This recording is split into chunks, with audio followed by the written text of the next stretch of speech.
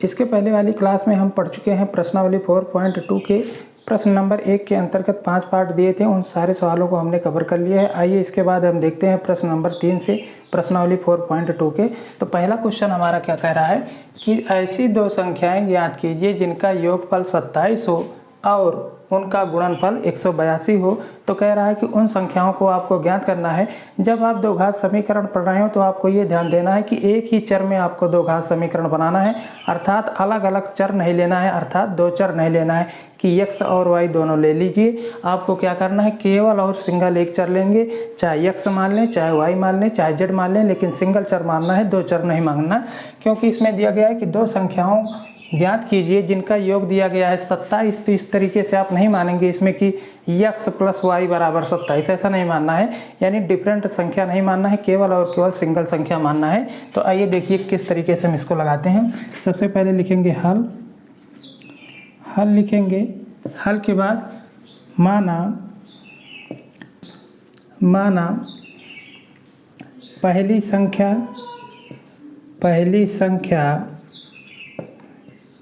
संख्या बराबर x। पहली संख्या को हम क्या मानेंगे, x मानेंगे, और दूसरी संख्या हमारी क्या मानेंगे, 27 - x। क्योंकि कह रहा है कि दो संख्याओं का योग जो दिया गया है वो 27 दिया गया है। समझिए इसको कैसे हम मानेंगे। जैसे आपके पास मान लीजिए 50 रुपये है, दो लोग हैं और उन दोनों लोगों के पास मिलाकर 50 रुपये है, तो एक के पास 25 रुपये है, तो अगले के पास कितने रुपए है, इसको जानने के लिए क्या करेंगे, 50 में से 25 घटा देंगे तो हमको मिल जाएगा कि अगले के पास कितने रुपए हैं। तो जैसे दोनों के पास कुल टोटल हमारे पास 27 रुपये हैं, जब 27 में से एक लोग के पास 100 रुपये है तो दूसरे के पास कितने रुपए होंगे, तो इसको जानने के लिए हम क्या करेंगे, 27 - x कर देंगे। तो लिखेंगे माना पहली संख्या बराबर x, तो दूसरी संख्या हमारी क्या हो जाएगी, इसी प्रकार से दूसरी संख्या हो जाएगी हमारी 27 - x। ये हो गया। तो यानी पहली संख्या हमारी कितनी होगी, x, और दूसरी होगी हमारी 27 - x। क्योंकि हम दो घात समीकरण पढ़ रहे हैं इसीलिए केवल और केवल एक ही चर मानेंगे। दिया गया है प्रश्न में कि कह रहा हो और उनका गुणनफल कितना हो, 182। तो लिखेंगे प्रश्नानुसार दोनों संख्याओं का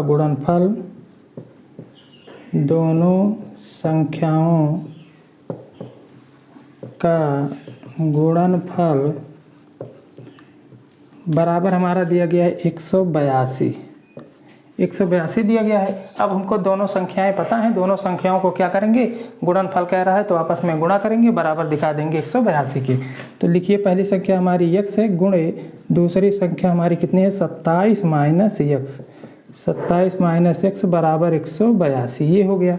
अब क्या करेंगे, x गुणा में लगा है 27 - x के, तो क्या करेंगे, गुणा करेंगे। तो x का गुणा करेंगे 27 में तो हमारा हो जाएगा 27x, माइनस लगा है माइनस लगाइए, x का गुणा कराएंगे x में तो हो जाएगा x² बराबर 182। इतना हो गया। अब क्या करेंगे, 182 को इस साइड लाइए, तो 27x - x² इधर आ जाएगा, तो माइनस में 82 बराबर 0। अब इसको पहले मानक रूप में दो घात समीकरण को लिखिए।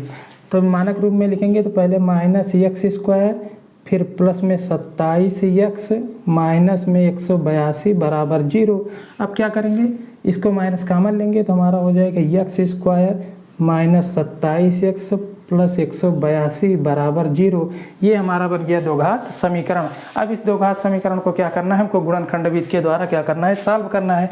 तो कैसे करेंगे, हम बताए थे कि पहले बाहर वाले पद का क्या करते हैं, आपस में गुणा करते हैं। क्या करेंगे, बाहर वाले पद का आपस में गुणा करेंगे।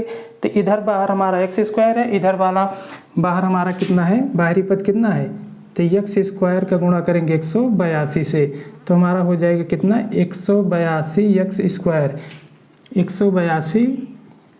182x²।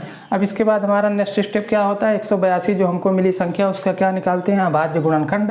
तो 182 का अभाज्य गुणनखंड निकालिए। तो 182 को 2 से काटेंगे तो 9 बार जाएगा, और 2 × 9 2, फिर कितने से काटेंगे, 7 से काटेंगे तो 13 × 7 = 91, फिर हम 13 से काटेंगे इसको तो 1 बार जाएगा। तो ये हमारी अभाज्य गुणनखंड संख्याएँ आ गई। पहली संख्या 2, फिर 7, फिर 13, जब इन सबको आपस में गुणा करेंगे तो हमारा किसके बराबर होगा 182 के। अब क्या करेंगे, ये जो 3 संख्याएं हैं इनको ऐसा सेट करना है कि हमको 2 संख्याओं में बदलना है। तो देखिए 2 को गुणा करेंगे 7 में तो 7 दूनी 14 गुणे 13 बराबर कितना हो जाएगा 182। अब क्या करेंगे, 2 संख्याएं अब जब मिल गई तब इसी को हम देखना है। इसमें देखिए अब यहाँ पर देखिए, यहाँ पर हमको लाना है कितना 27x। तो इन दोनों यानी 14 को 13 में जोड़ेंगे तभी हमारा 27 होगा। लेकिन यहाँ पर माइनस है तो यहाँ पर भी माइनस करेंगे, यहाँ पर भी माइनस करेंगे, यानी माइनस माइनस भी जुड़ जाता है। तो इसको भी क्या करेंगे, पहले तो इसमें x लगाइए, यानी 14x गुणे 13x करेंगे तो ये हो जाएगा हमारा 182x²। अब दोनों को क्या करेंगे, माइनस करेंगे। अब दोनों मान यहाँ पर लिख दीजिए। तो लिखिए ये हो जाएगा हमारा x² minus 14x minus 13x plus 182 बराबर 0। अब इसके बाद क्या करते हैं, 2 पद के नीचे अंडरलाइन करते हैं। क्या लेंगे, कॉमन। तो इसमें क्या कॉमन दिखाई दे रहा है, x। तो x हो जाएगा हमारा कॉमन, तो क्या बचेगा x माइनस 14। फिर यहाँ पर क्या कॉमन होगा 13, तो यहाँ पर क्या बचा x माइनस, जब 13 से भाग करेंगे 182 को तो हमारा कितने बार जाएगा 14 बार बराबर 0। अब क्या करेंगे, जो कॉमन लिए हैं उसको एक ब्रैकेट में लिखेंगे। तो x माइनस 13 और अगले ब्रैकेट में हो जाएगा x माइनस 14 बराबर 0। ये हो गया हमारा। अब इसके बाद देखिए इस साइड क्या करेंगे। अब इसके बाद हमारा अगला स्टेप है कि पहले ब्रैकेट के बराबर 0 दिखाएंगे, फिर दूसरे ब्रैकेट के बराबर 0 दिखाएंगे। तो इस साइड देखिए, तो x माइनस 13 बराबर 0, तो x बराबर हमारा कितना आ जाएगा 13। फिर अगला ब्रैकेट इसी प्रकार से दिखाइए, x माइनस 14 बराबर 0, तो x बराबर हमारा कितना आ जाएगा 14। तो यानी हमारे ये जो मूल आ गए अर्थात संख्याएं आ गई। पहली संख्या हमारी कितनी आ गई 13 और दूसरी संख्या हमारी कितना आ गई 14। अब कह रहा है इन दोनों को उत्तर की जांच करने के लिए क्या करना है, कह रहा है इसी 2 संख्याएं ज्ञात कीजिए जिनका योग 27 हो। 13 और जब 14 को आपस में जोड़ेंगे तो हमारा 27 हो जाएगा। और इसके बाद क्या कह रहा है, और उनका गुणनफल 182 हो। तो 13 को जब हम 14 से गुणा करेंगे तो कितने के बराबर हो जाएगा 182 के। तो आपको यही ध्यान रखना है कि जब इस तरीके से आप द्विघात समीकरण का प्रश्न आया हो तो उसमें क्या करना है, केवल और केवल सिंगल एक चर मानेंगे, यानी डबल चर नहीं मानेंगे। जैसे यहाँ पर दिया गया है कि ऐसी 2 संख्याएं याद कीजिए जिनका योग 27 है। तो आप इसको ऐसा नहीं कर सके कि x प्लस वाई, इसको केवल पहली संख्या मानेंगे x और दूसरी संख्या जो योग दिया गया है उसी में से दूसरी संख्या को क्या करेंगे, पहली संख्या को घटा देंगे। यानी दूसरी संख्या हमारी निकल कर आ जाएगी 27 माइनस x। तो इस तरीके से पहली संख्या हमारी हो जाएगी x, दूसरी संख्या हो जाएगी 27 माइनस x। फिर लिखेंगे प्रश्नानुसार, क्योंकि दोनों संख्याओं का गुणनफल हमारा कितना दिया गया है 182। तो क्या करेंगे, दोनों संख्याओं का गुणा करेंगे आपस में, बराबर दिखा देंगे 182 का। फिर इसको क्या करेंगे, गुणा करा लेंगे। गुणा कराने के बाद हम गुणनखंड विधि से जैसे 2 घात समीकरण को हल करते हैं उसको हल कर लेंगे। और यदि ये आपको नहीं पता है कि कैसे हल किया जाता है तो इसके पहले वाली क्लास में हमने इसको डिटेल में बताया है कि कैसे 2 घात समीकरण को गुणनखंड विधि से हल किया जाता है। तो आइए देखते हैं हम इस प्रश्नावली का हमारा चौथा प्रश्न क्या कह रहा है। चौथा प्रश्न है कि 2 क्रमागत धनात्मक पूर्णांक ज्ञात कीजिए जिनके वर्गों का योग 365 हो। तो प्रश्न पहले समझिए, कह रहा है कि ऐसे 2 क्रमागत संख्याएं हैं जिनके वर्गों का योग कितना हो 365 हो। तो उन संख्याओं को हमको क्या करना है, आपस में ज्ञात करना है। यानी ऐसी कौन सी संख्या है जो धनात्मक हैं और उनका वर्ग किया जाता है और दोनों को जोड़ लिया जाता है तो वो किसके बराबर हो जाता है, 365 के बराबर हो जाता है। तो उन्हीं संख्याओं को हमको ज्ञात करना है। लेकिन कैसे ज्ञात करना है, 2 घात समीकरण बना के फिर उसको गुणनखंड विधि से 2 घात समीकरण को हल करेंगे। फिर जो संख्याएं हमारी होंगी उन दोनों संख्याओं को चेक करेंगे कि दोनों संख्याओं को यदि हम वर्ग करें और उनको जोड़ लें तो हमारा 365 के बराबर आ रहा है कि नहीं। यदि आ रहा है तो हमारा आंसर सही है, यदि नहीं आएगा तो हमारा आंसर गलत है। तो आइए देखते हैं सबसे पहले इसको लगाने का तरीका क्या होता है। सबसे पहले लिखेंगे हल 2 क्रमागत धनात्मक पूर्णांक बराबर। तो पहला पूर्णांक हमारा हो जाएगा x और दूसरा जो हो जाएगा वो x प्लस 1। ये क्रमागत हमारी संख्याएं होती हैं। क्रमागत संख्याएं जो होती हैं हमारी, पहली को हम मानते हैं x, दूसरी को x प्लस 1, तीसरी को x प्लस 2 और चौथी को x प्लस 3, पाँचवीं को x प्लस 4। इसी तरीके से क्रमागत संख्याएं हमारी होती हैं। तो तो हम क्या कह रहा है कि इसमें दो क्रमागत धनात्मक पूर्णांक ज्ञात करना है। तो हमने माना दो क्रमागत धनात्मक पूर्णांक, पहला हमारा x है, दूसरा x+1 है। अब इसके बाद प्रश्न में दिया गया है कि जिनके वर्गों का योग 365 है, यानी इनके वर्गों का योग किसके बराबर दिया गया है, 365 के। तो हम लिखेंगे प्रश्नानुसार, यानी प्रश्न में जो दिया गया है उसके अनुसार अब हम काम करेंगे। क्या कह रहा है कि इनके वर्गों का योग 365 है। लिखेंगे दो क्रमागत धनात्मक पूर्णांकों का योग, पूर्णांकों के वर्गों का योग दिया गया है, यानी वर्गों का योग दिया गया कितना, 365 के बराबर। तो क्या करेंगे, लिख लेंगे। अब दो क्रमागत पूर्णांक, वर्ग का मतलब क्या करेंगे, पहली जो क्रमागत पूर्णांक माने हैं उसका स्क्वायर करेंगे और दूसरी जो माने हैं उसका स्क्वायर करेंगे। योग का मतलब क्या होता है, जोड़, और दोनों के बीच में किसका चिन्ह लगा देंगे, प्लस का, और बराबर दिया गया हमारा 365, तो लिख देंगे ऐसे।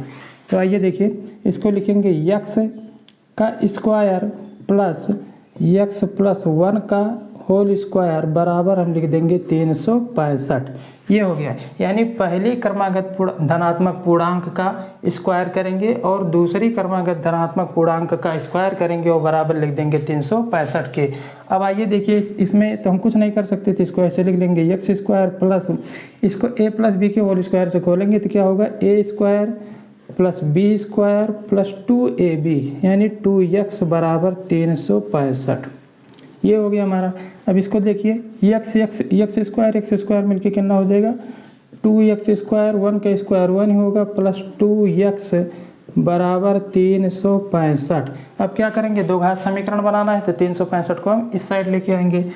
तो लाइए इधर लिखिए 2x² plus 2x plus 1 minus 365, क्योंकि उधर प्लस में इधर बराबर की इधर लाएंगे तो हमारा हो जाएगा माइनस में 365।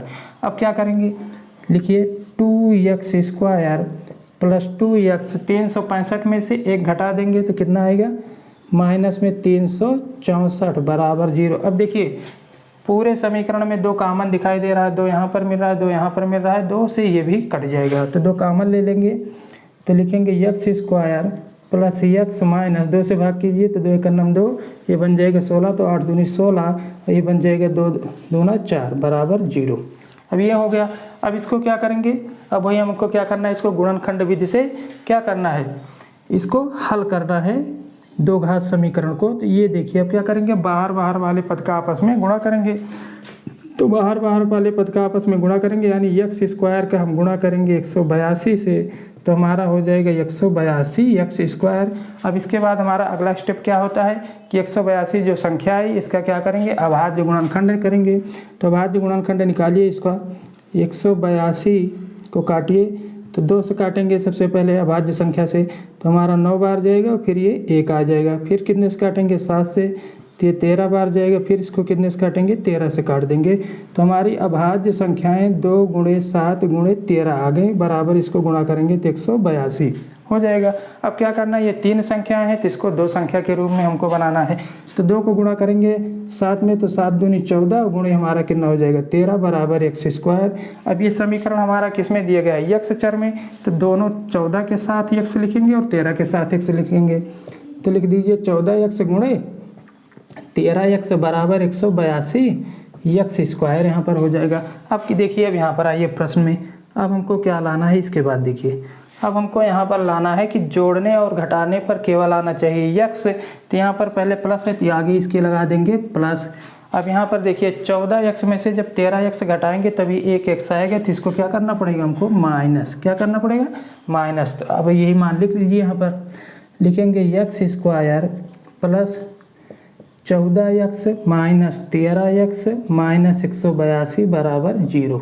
अब देखिए, इसके बाद 2 पद के नीचे क्या करेंगे, अंडरलाइन करेंगे और कॉमन लेंगे।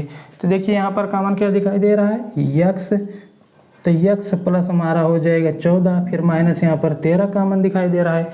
तो क्या बचेगी इसमें यक्स माइनस, जब 13 से भाग करेंगे 182 को तो 14 बार जाएगा बराबर 0।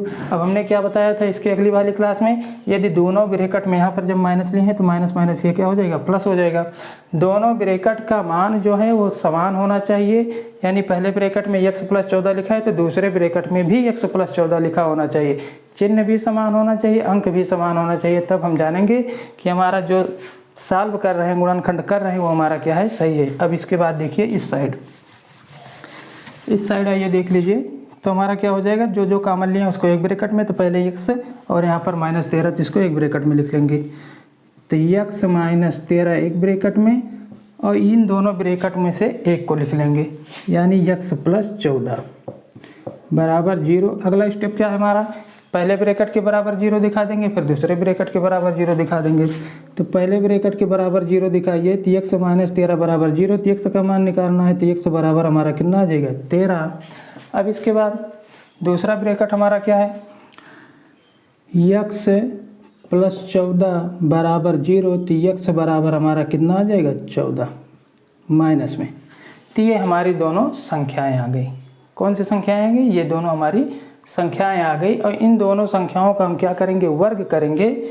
अब देखिए, तो हमारी ये माइनस संख्या तो हम लेंगे नहीं, क्योंकि प्रश्न में कहा गया कि 2 क्रमागत धनात्मक पूर्णांक ज्ञात कीजिए, तो माइनस वाला हम छोड़ देंगे क्योंकि ये ऋणात्मक पूर्णांक है, हमको चाहिए धनात्मक, तो हम 13 लेंगे।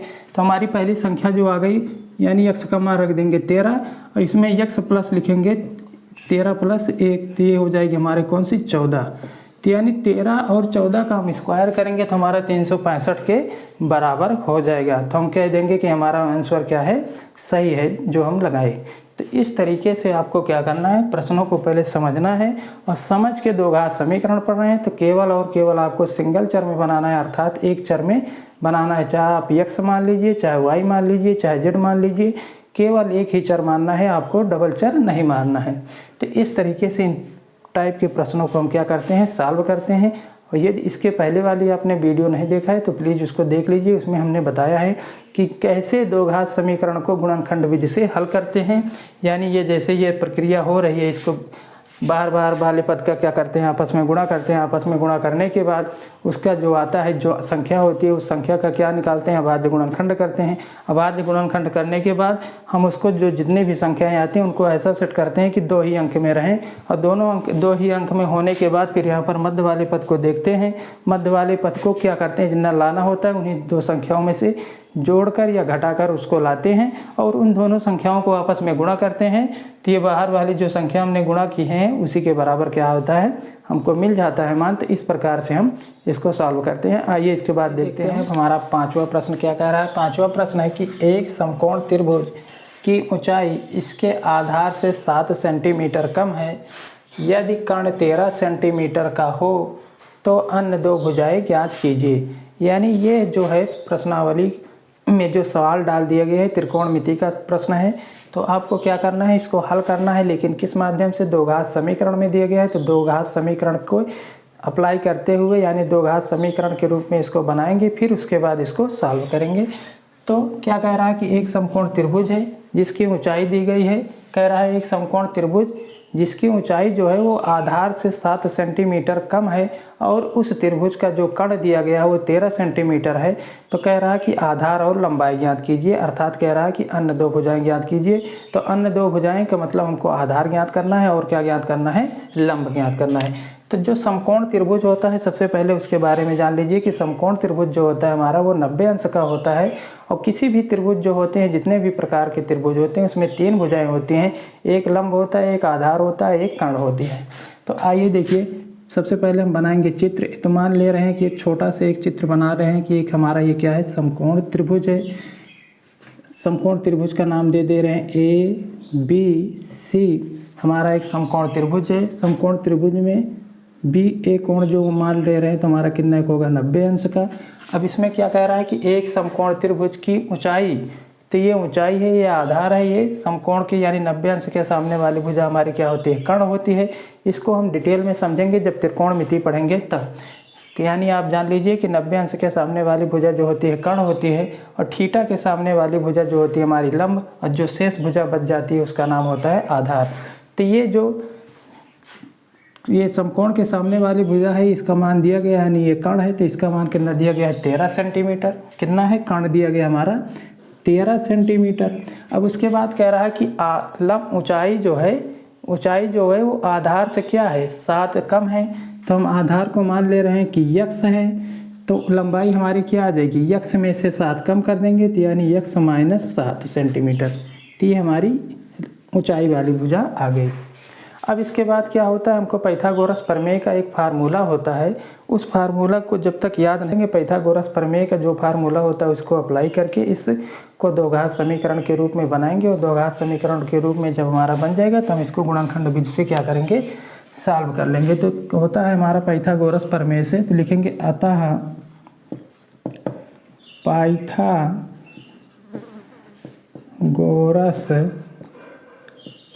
प्रमेय से, पाइथागोरस प्रमेय से, पाइथागोरस प्रमेय क्या होती है, कर्ण का स्क्वायर बराबर लंब का स्क्वायर प्लस आधार का स्क्वायर। क्या होता है, ये आधार का स्क्वायर, पूरा लिख लीजिए आधार का स्क्वायर। अब इसमें देखिए आपको तीनों भुजाएं दी गई हैं, तीनों भुजाएं का मान रख दीजिए, स्क्वायर कर दीजिए, उसको सॉल्व कीजिए। तो कर्ण का मान हमारा कितना दिया गया है 13, तो 13 का स्क्वायर करेंगे बराबर लंब वाली भुजा हमको दी गई है यक्स माइनस 7, तो इसका होल स्क्वायर करेंगे, प्लस लगाइए, आधार वाली भुजा हमको दी गई है यक्स, तो यक्स का क्या करेंगे, स्क्वायर करेंगे। तो हमारा 13 का स्क्वायर होता है 169 बराबर, इसको a माइनस बी के होल स्क्वायर से खोलेंगे तो होता है a square plus B square, यानी 7 का स्क्वायर 49 हो जाएगा, माइनस 7 दूनी 14 यक्स और प्लस ये हो जाएगा यक्स स्क्वायर। इसको हम खोल दिए a माइनस बी के होल स्क्वायर से, तो इधर देखिए इसको लिखेंगे 169 बराबर यक्स स्क्वायर मिलके दोनों प्लस में है तो 2x स्क्वायर। अब यहाँ पर माइनस 14x है तो माइनस 14x पहले लिख लीजिए और प्लस में लिख लीजिए 49। अब क्या करेंगे, 169 को उस साइड ले जाएंगे क्योंकि हमको द्विघात समीकरण बनाना है, तो इस साइड क्या बचेगा हमारा 0 बराबर 2x square minus 14x plus 49। अब 169 को उस साइड ले जाएंगे तो ये इधर प्लस में है तो इधर आ जाएगा माइनस में। ठीक, अब क्या करेंगे, इसको लिखेंगे 2x स्क्वायर माइनस 14x। अब 169 में से हम 49 घटाएंगे तो हमारा कितना आ जाएगा 120 और बराबर लिख देंगे 0। अब क्या करेंगे, अब इसमें देखिए 2 यहाँ पर मिल रहा है, 2 यहाँ पर मिल रहा है, 2 यहाँ पर मिल रहा है, अर्थात 2 पूरे में क्या हो जाएगा, कॉमन हो जाएगा। तो 2 कॉमन ले लेंगे तो हम x स्क्वायर माइनस 7x और प्लस कितना हो जाएगा 60, प्लस नहीं यहाँ पर माइनस है। जब 2 कॉमन ले लेंगे, 2 से भाग करेंगे 120 को तो कितना आएगा हमारा 60। अब क्या करेंगे, अब बन गया हमारा द्विघात समीकरण का कैसा रूप है, व्यापक रूप है। तो क्या करेंगे, बाहर वाले पद का आपस में गुणा करेंगे, यानी x स्क्वायर का गुणा करेंगे 60 में तो हमारा कितना आ जाएगा, इस साइड देखिए तो 60 का गुणा करेंगे x स्क्वायर में तो हमारा हो जाएगा 60x स्क्वायर। अब ये जो गिनती आई यानी 60 आया, इसका क्या निकालेंगे, अभाज्य गुणनखंड। तो 2 से काटिए ये जाएगा 30 बार, फिर 2 से काटेंगे तो ये 15 बार, फिर 3 से काटेंगे तो ये 5 बार जाएगा, फिर 5 से काटेंगे तो 1 बार जाएगा। अब ये जो अभाज्य संख्याएं आई, इन संख्याओं को आपस में गुणा करेंगे, यानी 2 गुणे 2 गुणे 3 गुणे 5 बराबर ये किसके होगा 60 के। अब देखिए हमको ये 4 संख्याएं हैं, इसको किस में सेट करना है, 2 संख्याओं में बनाना है। तो पहले हम सेट कर सकते हैं, इसको गुणा करेंगे 2 दूना 4, 4 तिहाई 12, 12 गुणे 5 और 12 पंचे कितना हो जाएगा 60। अब देखिए ये समीकरण हमारा x में दिया गया है तो दोनों के पीछे क्या लगाएंगे x, यानी 12x गुणे 5x लिख लेंगे तो ये हो जाएगा हमारा 60x स्क्वायर, जो हमको लाना था वो मिल गया। अब क्या करेंगे, यहाँ पर देखिए यहाँ पर माइनस लगा है तो पहले इसको क्या करेंगे माइनस आगे वाले, अब दूसरा वाला क्या करें, यानी 12x में से जब क्या हमको लाना है कितना 7x, यदि 12x में से प्लस 5x घटा देंगे तभी हमारा आएगा 12, जिसको क्या करेंगे हम प्लस में करेंगे। तब यही मान यहाँ पर लिख लीजिए, हमारा गुणनखंड बन गया। तो लिखेंगे हमारा कितना आ गया x square minus 12x plus में 5x माइनस में 60 बराबर 0। अब क्या करेंगे, 2 पद के नीचे अंडरलाइन करके कॉमन लेंगे, तो यहाँ पर कॉमन क्या दिखाई दे रहा है x, तो x कॉमन लेंगे तो x माइनस 12 बचेगा ब्रैकेट में, प्लस 5 यहाँ पर कॉमन होगा तो हमारा क्या बन जाएगा x माइनस 12 बराबर 0। अब क्या किए, उसको एक ब्रैकेट में लिखेंगे। तो इस साइड मिटाकर देखिए इस साइड, तो हमने जो कॉमन लिया है उसको एक ब्रैकेट में लिखेंगे, यानी x प्लस 5 एक ब्रैकेट में हो जाएगा x प्लस 5। और ये जो दो ब्रैकेट लिखे हैं x माइनस 12 इन दोनों में से एक ब्रैकेट को लिख लेंगे। तो यानी x माइनस 12 बराबर हमारा कितना हो जाएगा 0। अब पहले ब्रैकेट के बराबर दिखाएंगे 0, फिर दूसरे ब्रैकेट के बराबर। तो पहला ब्रैकेट हमारा है x प्लस 5 बराबर 0। तो x का मान निकालना है तो 5 इधर प्लस में है, बराबर को उधर जाएगा तो माइनस में हो जाएगा 5। तो x का मान हमारा कितना आ गया -5। अब इस वाले ब्रैकेट में इसी प्रकार से लिखिए, तथा इसके बराबर 0 दिखाइए, x माइनस 12 बराबर 0। तो x बराबर हमारा कितना आ जाएगा 12, क्योंकि इधर माइनस में बराबर को इस साइड ट्रांसफ़र करेंगे तो हमारा किस में हो जाएगा प्लस में। तो हम माइनस वाली वैल्यू को क्या करेंगे, नहीं लेंगे, प्लस वाली वैल्यू को लेंगे। तो देखिए हमारा x का मान क्या आ गया 12, तो यहाँ पर 12 रख देंगे, यहाँ पर 12 रखेंगे तो 12 माइनस 7 कर देंगे तो ये कितना आ जाएगा 5। तो यानी हमारी जो भुजा आ गई, यानी कर्ण वाली भुजा 13 आ गई, आधार वाली भुजा 12 आ गई और लंब वाली भुजा हमारी कितनी आ गई 5। तो इस तरीके से हमारे समकोण त्रिभुज की दो अन्य भुजाएं ज्ञात हो गई। तो यानी पहली भुजा हमारी जो निकल के आई 5 और दूसरी निकल के आई 12, यही दो भुजाएं हमको आपस में ज्ञात